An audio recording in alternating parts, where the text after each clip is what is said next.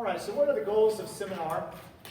And we talked about this a little bit at the beginning, that the goal is really to open up the text and to allow the text to be the teacher. And that doesn't mean, of course, that you and I, as the teacher in the room, the adult in the room, we don't relinquish our authority as an adult, right, or as a teacher, but we do, for the moment, relinquish our teaching authority, if you will, our teaching role. And we hand that over to the text. And I mentioned that one of the rules, and I think it comes up in here again, is no expert knowledge. And if we think about why we feel compelled to do that, Dr. Seeley, he's one of the founders of ICLA, he had this comment on that he thinks the reason we feel compelled to bring in outside expert knowledge is because we really don't trust the text. And I think he's right about that. As teachers, we don't really trust that the text by itself can actually teach the students. And the students themselves somehow don't really trust that there's something there for them to learn. So they have to bring in something else. And it's an interesting dynamic. So cultivating that trust in Aristotle, or that trust in whoever it may be that we're reading. Another goal is to help students learn to notice details. And we spent about 35 minutes on that text. And easily could have spent a lot more. I think if you actually use that text in one of your classes, you'll see there was a lot of ground we didn't cover. There was a lot of it we did not get to. And some really interesting things in there. We covered a lot of very interesting stuff, but there's still a lot more detail. There's still a lot more things that cause wonder in there. Help the students move towards a judgment about the author's message. Now the preposition there is deliberately chosen, so it's not help them move to a judgment or at a judgment, something like that, but toward a judgment. What's the intent there? That we're not always at the end of a seminar, particularly with high school students, maybe a little different with younger students. We're not always going to arrive at a definitive understanding of what the author has to say. We may at the end of the seminar feel like, okay, I understand it better than I did, but there's still things I'm not sure about. We had that business at the beginning about celestial things and what was going on with all that, right? I kind of want to go back and look at that again, or whatever it may be.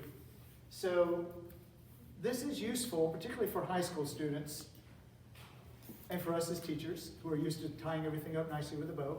But it's useful for high school students not to feel like every reading, every experience of study has to end up with a definitive conclusion, right? That I'm done. I've spent 30 minutes on it and I never need to look at it again. To have the experience at the end of a seminar that, wow, I need to look at this again, that's a good thing. How much of what we read do we go back and reread some texts over and over and over throughout the years? There are books I'm reading now, again, that I read as a teenager. And there's so much more that I'm seeing. So help them move toward a judgment about the author's message. Now I will say, at the end of the seminar, the consensus of the class is some kind of notion that's heretical or something like that. I mean, we clearly want to, fix that, right? And say, well, now let's be clear about what the church teaches here on this. We don't want to leave serious, grave error in the minds of the students. But to leave some unfinished business is okay. And then help them learn to talk to one another with reasoned, controlled passion. Right? So we're teaching them not only to be good readers, but to be good conversationalists. I mentioned earlier about the school that on a monthly basis has some of the faculty have a discussion in front of the kids. It's contributing to that same cultivation of an ability to have a mature, intelligent, civil conversation about something difficult. It doesn't have to be controversial, but just something even difficult. And then you're accustoming the students to seek for and demand and expect evidence. So you've won, and you've probably seen this in your classes already. You've won when you're discussing a text and somebody makes some claim and another student jumps in and says, wait a minute, where do you see that? Right? Now you know you've won, right? But you can sit back and let the conversation take its own course. So preparation for a seminar. How do you prepare the text? Well, we always need to do what is sometimes tempting not to do, which is to reread the text.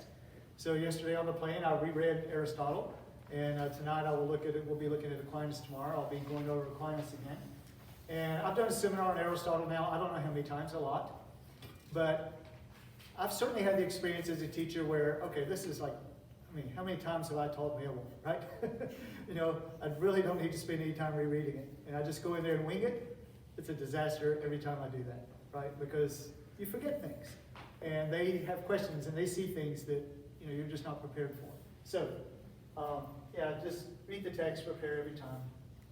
Identifying key passages. I have a few things underlined on my copy that, if the conversation gets to a kind of a stalemate, which it didn't, you're all very good, intelligent conversationalists, so I didn't have to contribute a lot. But, you have key passages that you could direct the students to discuss, something that may not be clear or something that may be thorny. So a passage that opens up an important thread, maybe something problematic and confusing. One of the best seminars I was ever in as a participant was when the leader pointed us to a passage in the middle of it. It was a story, and he pointed us to a passage in the middle of the story and asked, what is the antecedent of it? And there was this one word, it, in a quotation. What's the antecedent of it? Wow. We ended up having a 30-minute discussion about that because it wasn't at all clear. But he had read the text really, really carefully and realized that would open up a rich conversation. Is there a passage that challenges a likely assumption?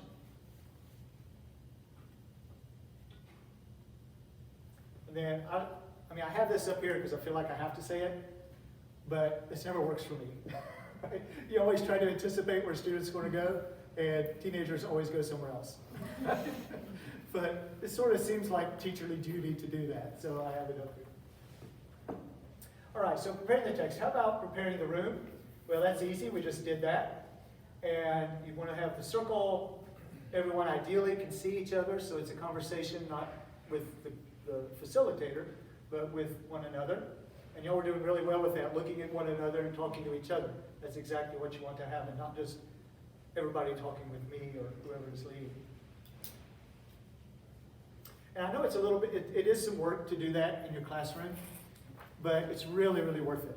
Rather than having the barriers of tables or the barriers of desks, it's really worth it to have everyone facing each other. If they're all facing forward and facing you, you're still the expert. That's the place you hold as the expert in the room. So to kind of deconstruct that, it really, really helps. One thing I did in my classroom was I got rid of all my desks. And it drove my principal crazy because she had to find somewhere to put them.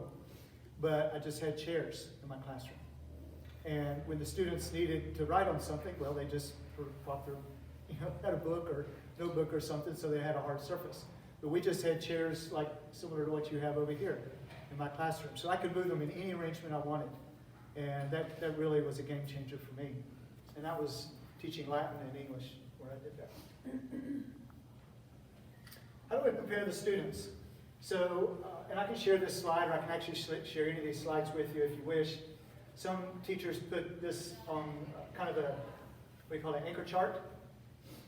And what I like to do is have something like this that is on an anchor chart that I only bring out during the seminar. And I'll pick one of these, and I'll say, okay, for today's, in today's seminar, I want each of you to try to clarify something, to offer or ask that a point be made clearer. So what am I doing? I'm coaching them on how to be good conversationalists about something important and something difficult. And so instead of trying to get them to do all at once, just pick one for the day and challenge them to try and do that.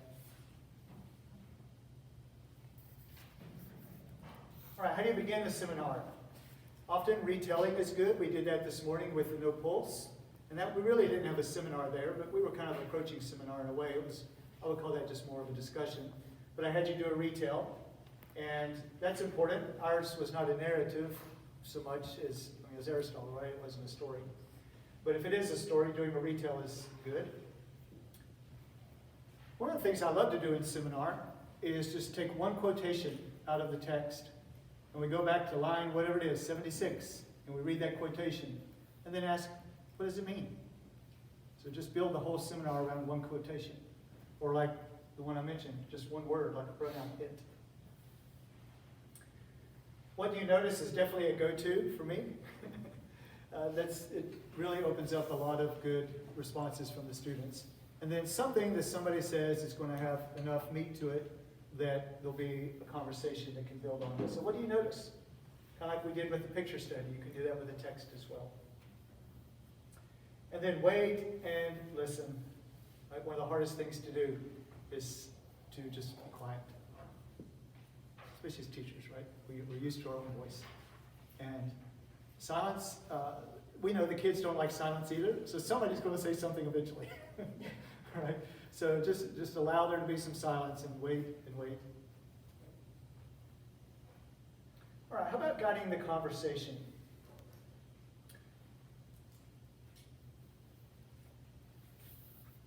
But because as teachers, we so much want the children to get the right answer and to understand. And I know I've caught myself doing this just countless times and probably done it more times than I've caught myself, is as soon as someone says the right thing, whether it's the right answer to an equation or the right translation of a text or a really interesting interpretation, it's easy just to latch onto that, right? And then just run with it. But wait a minute, that's only one student got that. I need to slow down and make sure that we all see the same thing before I run ahead, right? Because if Heather's the only one that saw it, then I'm just running ahead of everybody else. So just slow down long enough to say, okay, is that what everybody else sees? Do we all agree that that's what's going on here? That what's going on at this analogy of the kitchen with Heraclitus is that the kitchen is like the humbler animal, and there's just like there's something very interesting and beautiful about a humbler animal. There's a divinity in the kitchen, right? Is that do we all see that that's the analogy he's making? Well, no, I think it's this or that, right? So you're going to just make sure you've got everybody with you. Common thing in a seminar is for someone in the middle of the discussion just to say, well, in line 14 he says this. And they read line 14 and then they stop talking. Okay? Why did you choose that passage? Why do you think, what is the significance of that passage? How does that help us understand what's going on? So just having, we don't want to allow the child just to read the passage and think that's the end of their contribution, right? Because all they've done is just read Aristotle, or whoever it may be. We need to have them unpack why they felt that was relevant. How does this fit in with what we're saying about the story or about the text?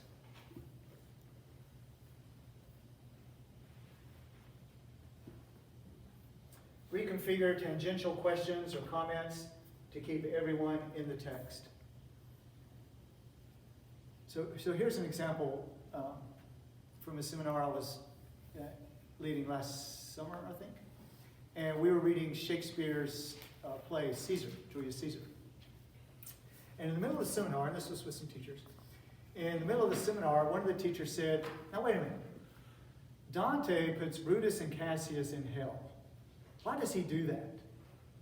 That is a really, really good question, right? But we're not reading Dante, we're reading Shakespeare. And, Julius Caesar was the common thread there, but we weren't reading Dante. So the response to something like that is, okay, that's a really good question, but let's think about it. Do you believe that Shakespeare believes that Brutus and Cassius belong in hell? And so taking the good question and then redirecting it back to the text itself. And then after the seminar, I went up to the teacher, we had a conversation about Dante, but bringing it back to the text. So we don't want to shut them down, don't want to shut the tangential, that's out of bounds, we can't do that. Try to find a way to bring it back to the text itself. And then do you see somewhere the author says that? Again, just kind of giving you some language here to help keep the students on track. And then finally, one of the things that, it depends on the text, the situation. Sometimes I just write notes or just make a mental note that someone points out a really interesting passage, and what I know, because I've read the passage several times and I have more expertise in the text than the kids do, and I know that passage is really important to understanding the whole. But when Sarah read the passage, we just kind of glossed over it. We didn't really dive in deep. So I kind of make a mental note of that, and then when the thread of conversation dwindles down, I'll come back and say, now do y'all remember a few minutes ago Sarah pointed us to this text? Let's go back to that. And so you're just kind of making those mental notes or literal notes on the margin of your page. So we talked about being good conversationalists and learning to interact with important texts that are part of the Western tradition. Part of what we're doing as well is building virtue through seminar. So we want to make sure they're actually listening to each other and responding to one another. And if they're not, just ask the speaker to repeat. And y'all do this already in your classes, right? You know, when somebody makes an interesting comment, and, okay, wait a minute, let's go back. What did she say? Can you say it again? To make sure we all hear it. Encourage connections with previous comments. That's what that sort of alliteration of all the C's up there helps us do, is to concur or to build on what someone else has said. So just as simple as giving them the language. Okay, just to build on what sister said. Right? We've talked about common knowledge and versus expert knowledge.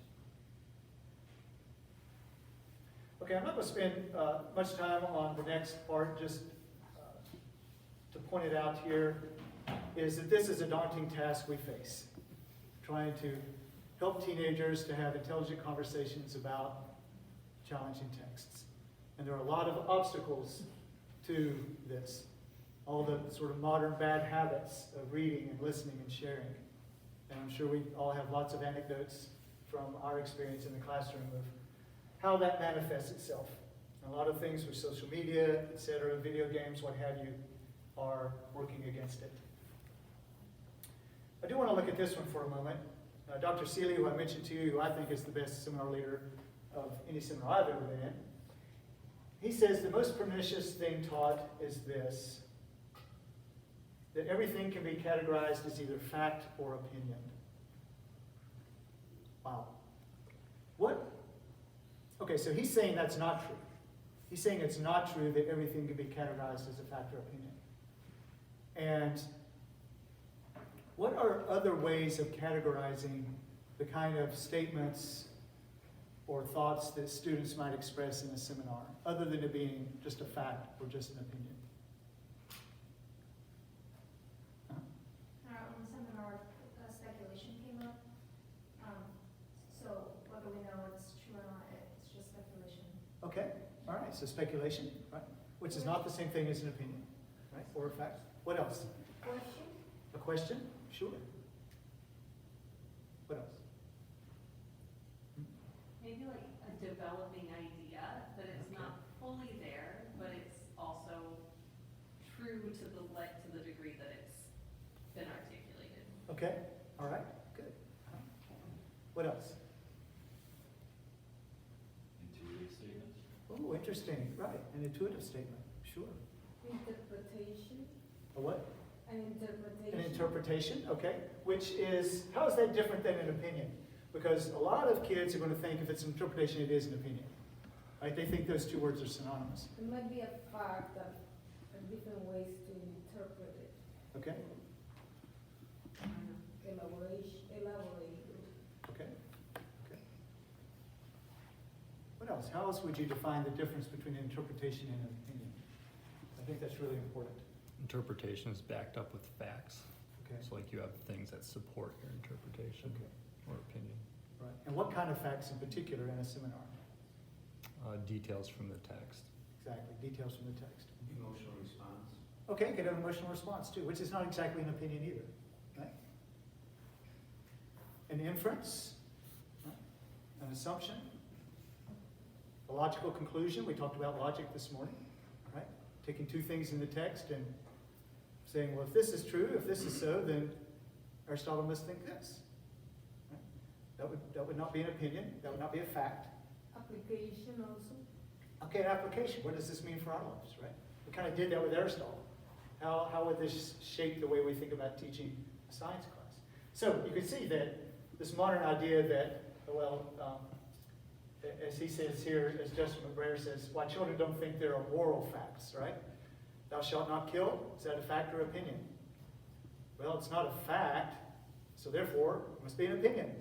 If it's just an opinion, I don't have to worry about it.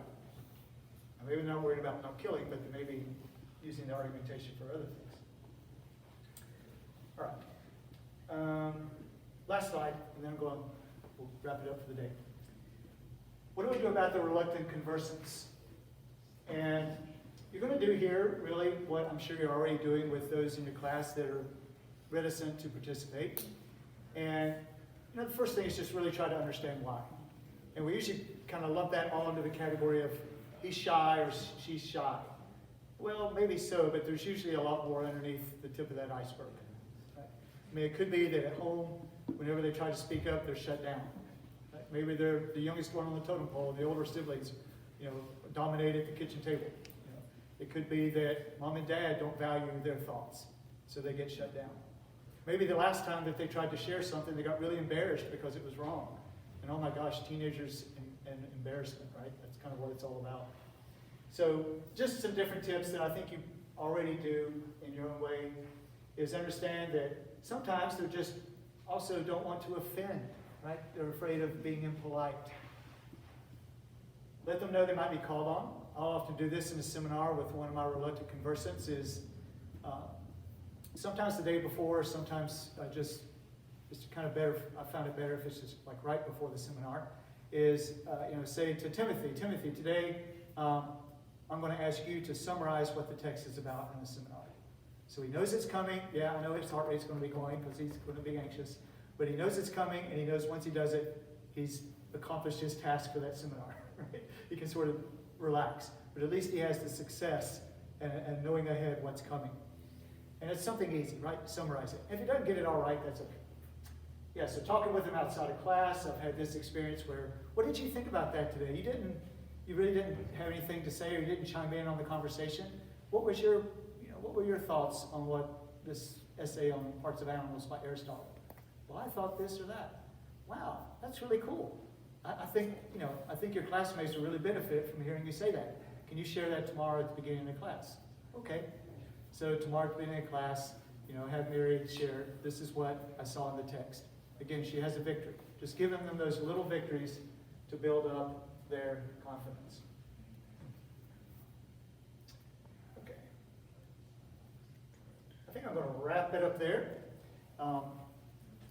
Just like you as a teacher can look at your students and you can see class fatigue, I can look at you and see workshop fatigue. But I did want to give you some practical tips there out of that thing. So any final thoughts before we wrap up? Either on seminar or anything else we've done today? We'll have a little time for Q&A in the morning too, but any final thoughts? We begin at 8 o'clock tomorrow with Mass, I believe, correct? All right? Okay. Anything, Chris or Dominic, that you need to share with your people? All good. All right. Well, God bless you. Thank you for your attention. Really fun to be with you. I love the high school.